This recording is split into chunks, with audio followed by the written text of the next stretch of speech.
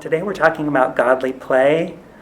Godly Play works on the foundation that kids have an innate sense of God. It's a program with storytelling and response and wondering. Stories are told to children, events from the Bible, things from the church calendar, the parables of Jesus. There are even stories about the saints.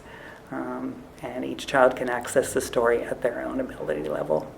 The stories are told with manipulatives. There are handmade wooden objects that you use to tell the stories. For example, most of the stories about the people of God take place in the desert. So there's a box that's filled with sand. It's not the sand box, it's the desert box. And there are little wooden people that move slowly through the desert, just as they would move slowly through the desert if they were actually people traveling through the desert. How we communicate is with stories. I mean, we're storytellers as people, and what better way to learn about your faith than through stories? This weekend, in place of the sermon during both our informal worship service and our traditional worship service, one of the Godly Play stories, the story of Abraham and Sarah and the great family, will take the place of the sermon.